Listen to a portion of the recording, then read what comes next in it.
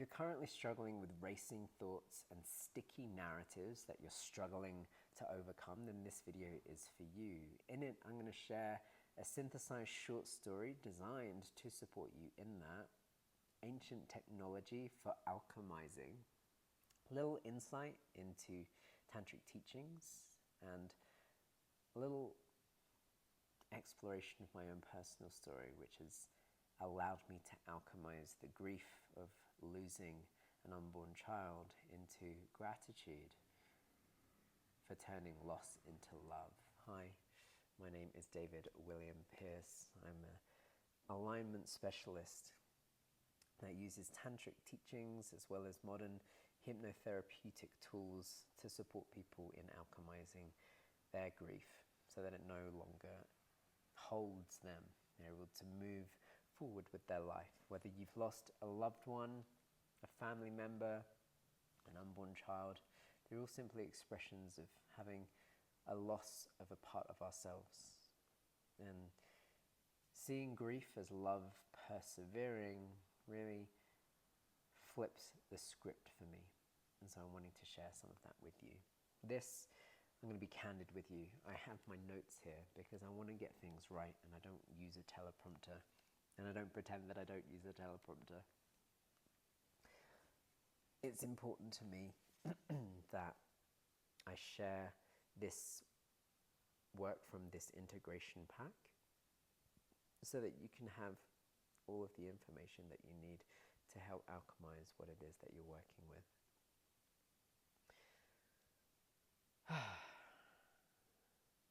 This matters because inner stories can quietly run your day. When they're off, relationships tighten, choices wobble, and your nervous system cannot feel safe. That's essentially what it is. It's learning to manage our nervous system. Thoughts and feelings are not seen as separate in the tantric system. They're inextricably linked. You can't have one without the other. They're opposite sides of the same coin, opposite ends of the same spectrum, which means when you have an emotion that you're struggling to move through, it's because there is a linked story, thought construct attached to it. And oftentimes we can have a looping narrative and not really understand what's driving it, in being able to discern whether the story behind it, the belief that fuels it, is one steeped in truth or is one of fabrication. We get the opportunity to alchemize and to move from one loop, which is keeping us small, into a bigger new loop, which can be unbound and unlimited. So let's get into it. A short story about Prem, called Prem and the House of Whispered Words. It's a 2-3 minute story, so simply close your eyes, lay back, lie back, sit back, and enjoy. Prem and the House of Whispered Words. Buddhi Karuṇā, Discernment Compassion. Dear adventurer, Prem lived in a little blue house where the walls were made of whispers. The whispers weren't spoken words. They were thought threads, half images, half phrases, that braided themselves into stories about everything and everyone. Some threads were kind, others were quick to judge. Prem learned the hard way that these inner stories aren't the world itself. They're maps we sketch before we look out the window. One dawn, the house sighed, and a small door appeared in the hallway labeled Middle Voice. Inside, a gentle librarian pointed to 3 lamps: Buddhi, discernment; Manas, imagination, attention; and Amkara, the eye maker. Your stories, she said, are woven from these lamps.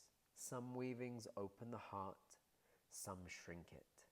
The skill is knowing a vikalpa is just a story, useful or faulty, not reality. Prem felt both seen and relieved. Offer, the librarian smiled, placing a feather in Prem's hand. First, offer the moment your friendliness. Feel it before naming it.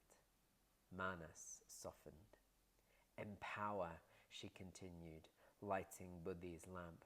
Ask, is this story a pointer or a prison? What's truer and kinder? Embody, she finished. The Amkara relaxed as Prem breathed one clean breath and chose one small real-world step. The house brightened. The whispers lost their power when he met them with discernment, compassion. Later, a gust of doubt tried to tip him. Prem remembered a line pinned above the desk. We rise by the support of the same ground that trips us. Even the tricky thoughts could be training wheels if he used them well. He laughed, patted the wall, and let a kinder story form, one that matched what was actually happening. The air felt wider. So when your own house of whispers gets loud, light the two lamps, discernment, compassion, Buddhi Karuṇā. Offer your moment, your presence. Empower yourself with a truer sentence. Embody a simple act that fits reality. That's how a looping hallway turns into a doorway. Buddhi Karuṇā, discernment, compassion. So a little breakdown of this mantra. Buddhi Karuṇā. Buddhi meaning discerning intelligence, discerning faculty, the faculty that sees clearly. It's an aspect of the mind. In tantric teachings, there are several components that make up the mind, one of them being buddhi. And Karuṇā is Sanskrit for compassion. So repeating Buddha Karuṇā cues the mind to check its story, discernment, and soften its grip, compassion. The idea of mantra is that they vibrate at the essence of the thing to which they point, which isn't necessarily true in all language. Everything is deemed vibration in tantric teaching, and the Sanskrit language is designed to vibrate at the thing to which it points. So by simply repeating and reverberating the thing, in essence, you become the thing, you bring it into being. As the sound current steadies reactive prana, the subtle channels, the nadis, clear, manas quietens, buddhi brightens, and amakara relaxes, ahamkara, ahamkara, that's the ego, it's the I maker, relaxes its defensive spin. Over time, your inner discourse shifts from rigid vikalpas to flexible, reality-matching thought, exactly the purification Tantra describes as the middle voice level. There's a lot to unpack there. I'll do my best to do it succinctly. There are different layers of the word in Tantric teaching, and this integration pack is all about the second level of the word, which is madhyamavak.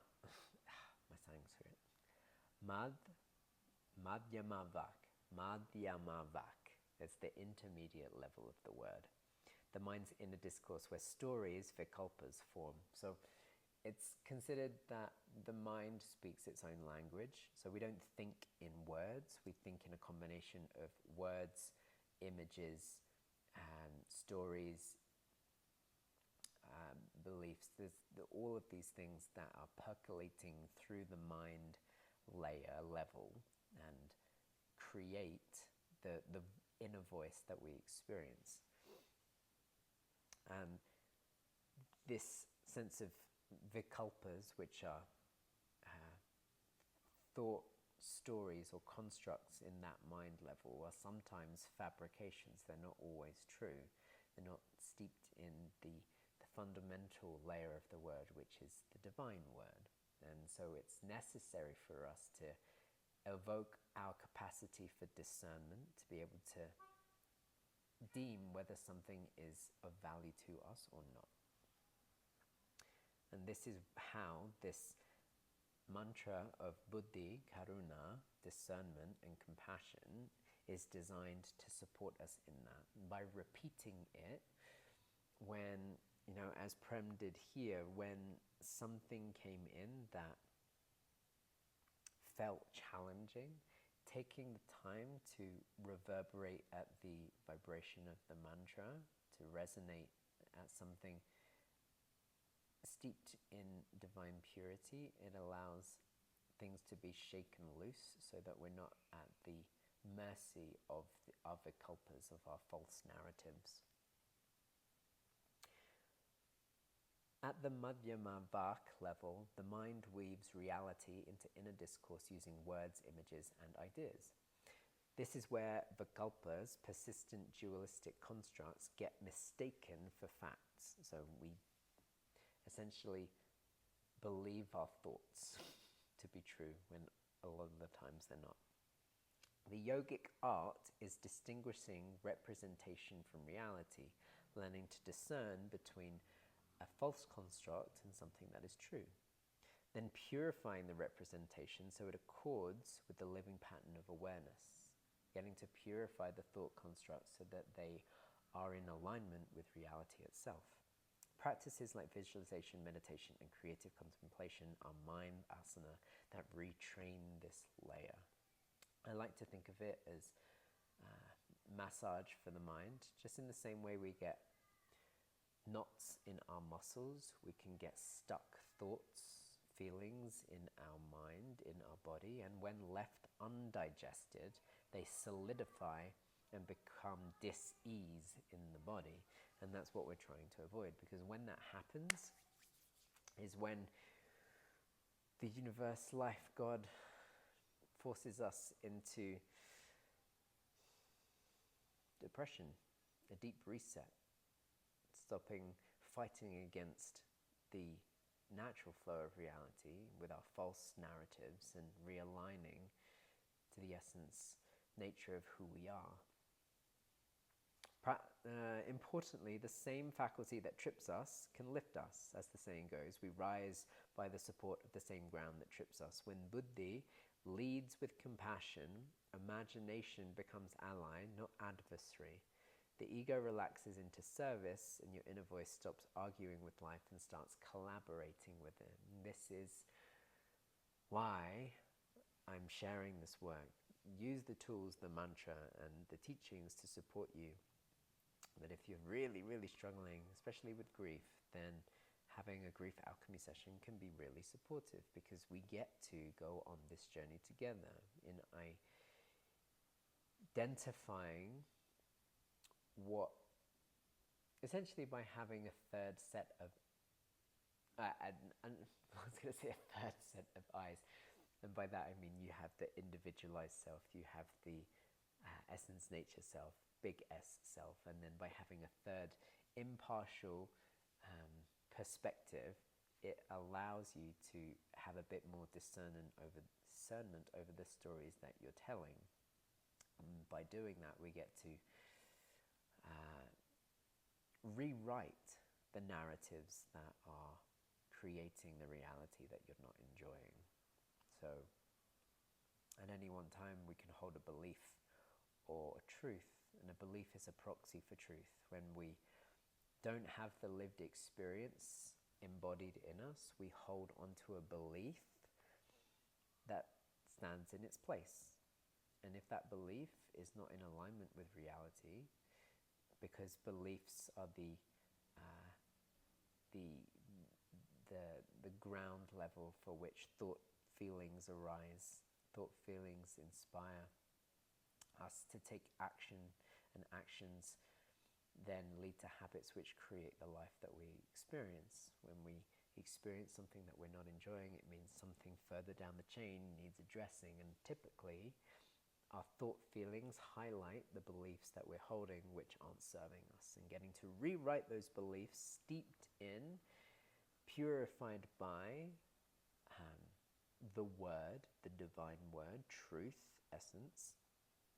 It allows us to build a stronger foundation upon which to create a more aligned life.